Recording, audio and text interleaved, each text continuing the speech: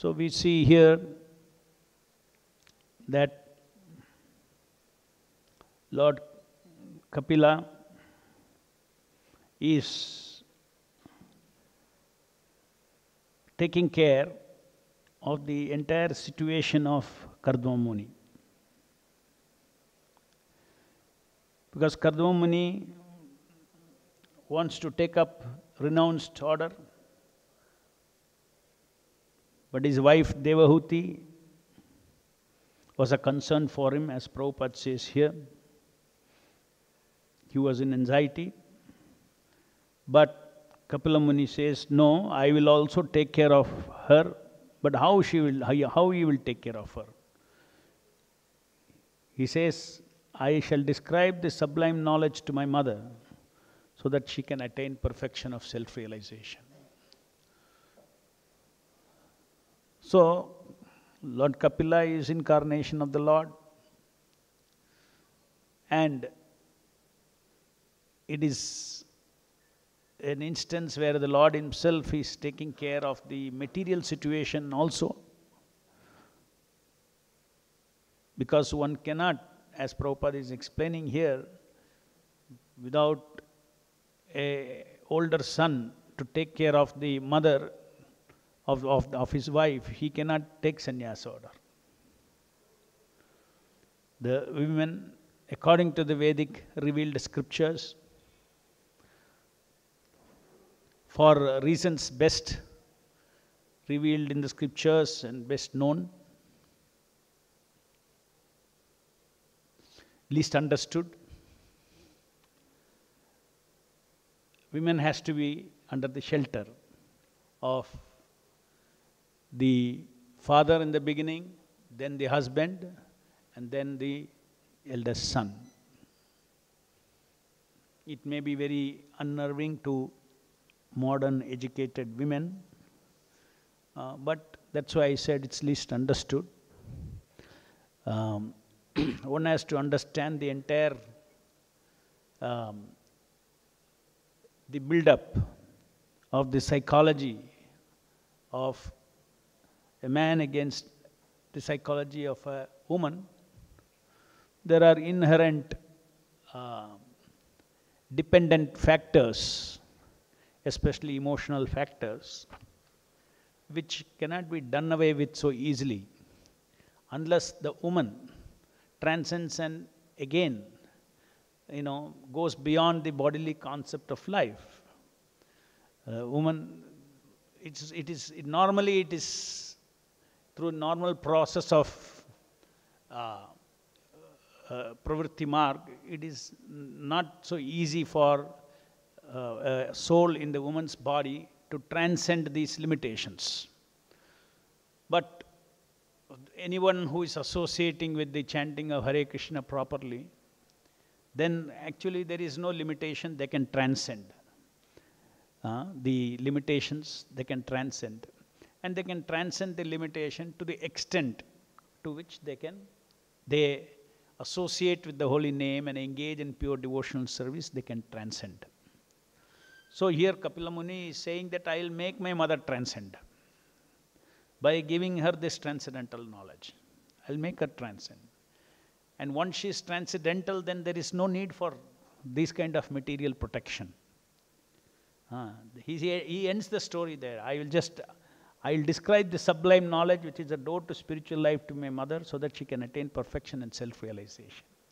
Not that Kapila Muni afterwards, till she leaves the body, she materially is taking care of her and all these things. Nothing. Already he has made her transcend. So it's a very interesting Leela of the Lord. A lot of, message is there in this Leela between Lord Kapila, Kardama Muni and Devahuti. So here the verse itself says that the result of sublime knowledge is to liberate one from fruitive activities.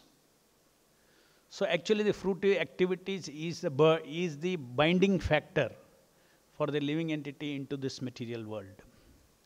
Yesterday we discussed about how the false ego is the binding factor, but false ego binds through activities, fruitive activities. So these are the two things by which the living entity is trapped in this material world. The living entity is, suppose you put a person in a cage. You can say, I have trapped this person in the cage, and he cannot come out. So that is a case of a gross body being trapped in a gross cage. When we say the living entities are trapped in this material world, the living entities themselves are not gross. So how can they be trapped? My body can be trapped by a gross body, another gross body, a cage or a prison. Now how can the living entity, which is spirit, be trapped? The living entity is a knower in this body. By wrongly knowing, it gets trapped. So the imprisonment or trapping of the living entity is not actually physical. That entrapment is through false ego or the concept that I am this body. When you say I am this body, that is false ego. Because I means what? I means thinking, feeling, willing, free will, activity, so many things. That is the nature of the soul. I means the soul. So when you say I am this body, that means you assign all these characteristics to the body. The body is the doer, body is the identity of this body, that is me. That starts with that. I am this body, that is me. That means we get our spirit gets haunted by this I am this body. So body is separate, I am this body is separate. I am this body is a concept, body is out there as a reality. The body itself is not binding the soul, but our relationship with the body is binding the soul. A pure devotee like Prabhupada is in this body, it doesn't bind him, bind his soul. But when we think we are this body, bodily interest is my interest, bodily security is my security, bodily life is my life. And therefore, by such ideas, by such ideas we are trapped. But these ideas are very, very deep. When these ideas are very deep, they are called very deep beliefs there. I am this body is a very deep belief. Because when you repeat something many times, it goes very deep into the subconscious. So that deep belief that I am this body, that self-concept, is the ahankara that binds us to this body. So it is through ignorance, not through any gross rope that we are bound. It is through ignorance that we are bound. It's very important to understand this. Because when we understand that all my problem and all my difficulties is because of one thing called ignorance, that itself gives us a big relief. Oh, if I change my belief and understand what really I am, which is defined by Chaitanya Mahaprabhu, that we are eternal servants of Krishna. Krishna is Purna, Krishna is everything. And we are his part and parcel. Existence means Krishna, including us. So we are part and parcel of Krishna. So when we understand, this is revealed, Chaitanya Mahaprabhu has revealed, that you are the eternal servant of Krishna. Now as I explained a little earlier, it is a false ego and the activities of the false ego, which is called fruitive activity, that binds us into this material world. It is not bodily activities that bind us to this material world. Prabhupada was walking on this planet. His bodily activities were going on. He was walking, talking, building, the movement, everything. That is not what binds the living entity. What binds the living entity is the activities of the false ego. When you are haunted by a false self-concept and you work for that self-concept, that is called false ego. So basically the essential principle, the essential trap is that of self-concept, false self-concept. It's a fictional self. False ego is a fictional self. The original, it's fictional self means there is no self like that. The self, there is only one self, the soul. The soul has got the ability to think, rightly or wrongly. It has got Chitta Shakti. When that Chitta, that I am eternal part and parcel of Krishna is covered, then he has got an alternative to think that I am something else. So the soul has got a very powerful ability of self-identifying. I am this.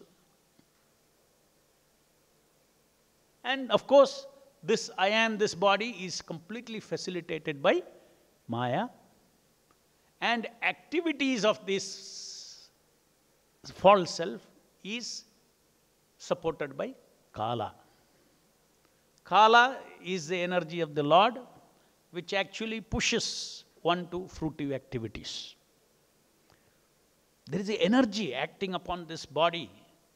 It's facilitated. This illusion is facilitated. I am this body is facilitated. I am this body, I as this body am the enjoyer is facilitated. I as this body, I do things, I achieve things, I lord over things is facilitated by three modes of material nature and Kala. And we are experiencing this kind of a, influence of this body upon us. But the knot that ties the soul to this material world is ignorance. And as we discussed yesterday, there is mere intellectual knowledge is the first stage of understanding I am not this body. But our experience that I am this body is not intellectual.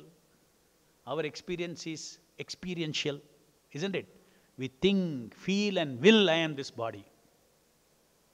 So if I have to come out of this body, I should unthink, unfeel, unwill that I am this body. It's a very deeper problem. It's not only in. So like we sit in the class and we give, I am not this body lecture we give. That's the intellectual part. No doubt, many people don't have that also. We are very fortunate that we have at least that. Then the rest, the unwilling and the unthinking, unfeeling, how does it come? The sense of ego, how does it come? By activity, that devotional activities. It is by activity that we culture the right kind of consciousness. By activities of lording over, fruitive activities, we reinforce our false ego. By activity that I am servant of Krishna, the master is the Lord. I am an order carrier. A servant has no desires other than desire of the master. Nirasha. Nirmama. Everything belongs to my master. Nothing belongs to me. And this is what practice of devotional service is. That everything is belonging to him. My ability to work, act also is belonging to him. I am simply an instrument in his hands, nimitta matram. So the activity, the nature of not the nature of the activity, the consciousness of the activity is purified. It is an exercise. It is a cultivation. Because for millions of life we have cultivated the other consciousness of being a separated living entity. Somebody has to come and preach to us, hey, be God conscious. Otherwise, by default, we are in a separated consciousness. But actually our original core ego, the servant of Krishna, it has got a different consciousness of naturally being the servant of the Lord and experiencing that sense of belonging to the Lord. That is called love. And oneness in quality with God, different from this material body, quality of this material body. So these things are what actually this, in other words, total, not only the knowledge, but acting on that knowledge, that's called Vijnana. We have to continuously act on that knowledge of devotional service. And then 100% it is possible to achieve that change in the thinking, feeling and willing. Change in the approach towards life. As a person, the goal itself is now to satisfy the master. There is no concern for oneself at all. If I am part and parcel of God, why should I concern about myself? He will take care of me. My entire life is for Him. So this consciousness has to be cultured and cultivated on a day-to-day basis when we engage in devotional service. That is the challenge of advancing in spiritual life. We read Prabhupada's books, fine. But as we actually engage in Prabhupada's service, you will see the Bhaktivedanta purports come live. Come live means other dimensions are added into it. What is the other dimensions? Emotional dimension is added. Spiritual, emotional dimension is added to it. I am a servant of Krishna is a concept, isn't it? Another self-concept. But it's not, it has to get emotionalized. When you get emotionalized, that means actually you feel that you are a servant of Krishna and you act as a servant of Krishna. So all these things are very, all this transformation in our psychology, from mundane psychology to transcendental psychology, our original ego's psychology, thinking, feeling and willing. Is all these things happen simply by associating with the Hare Krishna, Krishna Krishna, Hare Hare, Hare Rama, Rama Rama, Hare Hare. Just imagine, all these things happen. Transformation happens. Our heart changes, provided we associate with the holy name. Otherwise, this elaborate process, go through the ascending process of understanding all these things. See, Bhagavatam gives all these things. You read Kapila Muni's Leelas, you read instruction from Vidura, you read instruction from Krishna, everything in the Bhagavatam you read. But to understand these things, certain basic consciousness is required. Because these are variegated spiritual knowledge. The transcendental sound. To understand this, you need to chant Hare Krishna. And to understand, chant Hare, and to, again the problem is, what about people who cannot chant Hare Krishna? For them, the next solution is take prasadam. So first is prasadam. Then chant Hare Krishna. Then we understand Bhagavad Gita. Then we understand Bhagavatam. Then we understand Chaitanya Charitamrita. So step by step association, we are able to appreciate the association. So many devotees, they say, oh, I don't know why I don't feel like reading. I'm not interested in reading. I've been pushed into reading every day. I hear, okay, no problem. Go to the next step. Please focus on chanting Hare Krishna nicely. You are not doing that properly. If you chant Hare Krishna properly, as it should be chanted, that means properly means you should effectively get association of Nama. Nama is the incarnation of the Lord. If you get effective association, then there will be sensitivity to Bhagavatam, sensitivity to Bhaktivedanta purports. Just like if you see, if you have diabetic, if there is no blood flow ultimately, you will see that end of your fingers and toes and all become insensitive. So even a thorn goes inside, you will be insensitive. Because there is no blood circulation. Similarly, our souls are completely insensitive. Our spirit is insensitive to the messages Bhaktivedanta purport, is insensitive to Bhagavatam, because it is relishable like anything, even intellectually relishable. As I said, intellect has different dimensions. The normal logical intelligence that we talk about, then the emotional intelligence, spiritual intelligence that is behind every word, every purport. Yesterday we discussed how ultimately it is through the intellect that this false ego is dissolved, through intellect. But that is spiritual intellect. So these are all not known to karmis. They know only a normal intelligence. But there is an intelligence, a live intelligence. We only know about computer intelligence. But there is a live intelligence. There is a knowledge which has got life. When you associate with the purports, that purport has got life, it will come and influence our chit, awaken us. Just like we see deities, you can see a stone, you can see from the eyes of the Shastras the way what is really out there.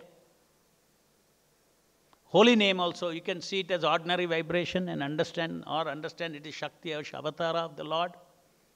Similarly, Bhaktivedanta purports, you can see it as normal logical intelligence.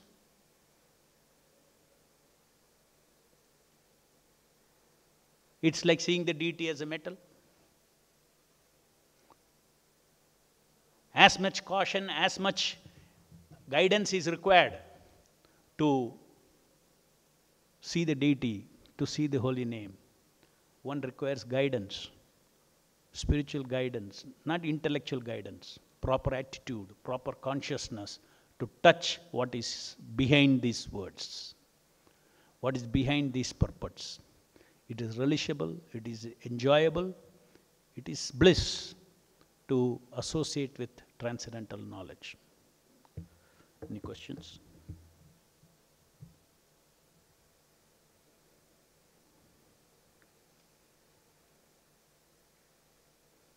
In chanting Hare Krishna, another thing, when we chant Hare Krishna, when you do our japa, this fruitive mentality is rooted in a rasa.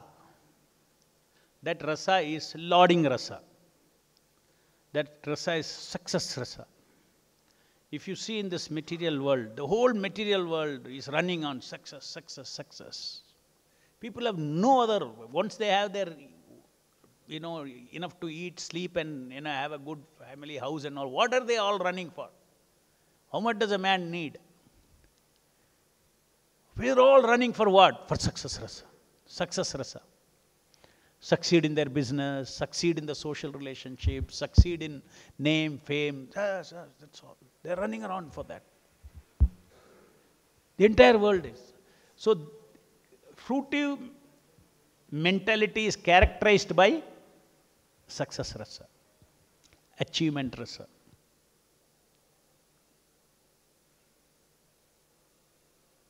Our karma demands our mind be given success. If it doesn't give success, then it demands. That brings sukha and dukkha.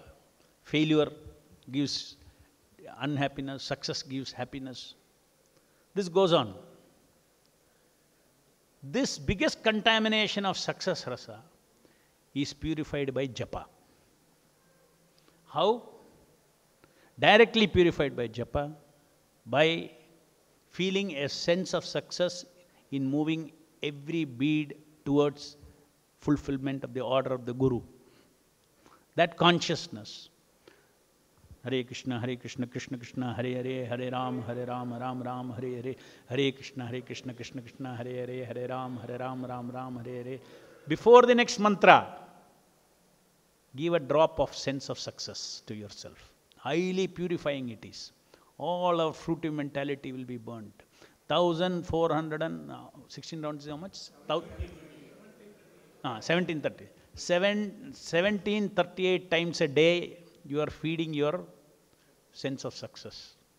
What a beautiful thing. And then when you finish mala, after mala, as you move your Sakshi mala, a small drop, micro drop, sense of success. Then micro drop, bead to bead. Mind gets purified, like anything. So our entire fruitive mentality is that craving for success is more than satisfied. More than satisfied. The mind becomes what? The sense of success is what creates Rajoguna. Rajoguna. So immediately Rajoguna is all completely, cool down, and the whole day becomes Sattvic. If we do this kind of, that is the reason why the Acharyas have asked us to do in Mala, Sakshi Mala is given, Sankhya Purvaka, count and do it. Why? This sense of success is not only for us as neophytes. Haridas Thakur, why did he feel that? Why did he count? He had a transcendent sense of success. My seva to the Lord, this much 3 lakh names I want to finish. It is a success in relationship with the Nama, directly. So feeling sense of success is not a bad thing. Success is not a bad thing. Desiring is not a mad thing. Nirasha means, okay, I have asha to please Krishna. Mine is not a bad thing. You say, holy name is my only protection. My only dependence is holy name. My holy name is mine. So, your nirmama, nirasha, all these things, these are the 2 factors that bind us in fruitive activities. So with the proper consciousness, bead after bead, you chant Hare Krishna. Every day we are curing our fruitive mentality.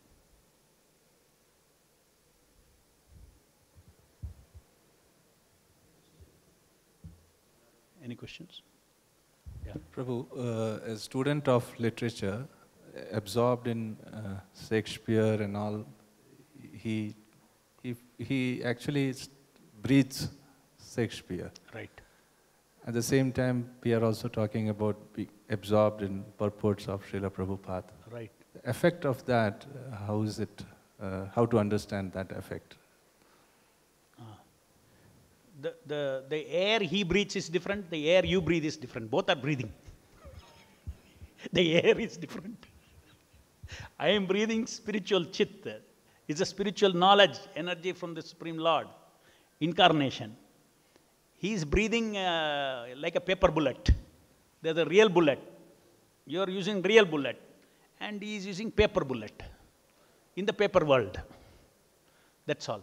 And taking false satisfaction. That I killed a paper, with my paper bullet, I killed a paper tiger.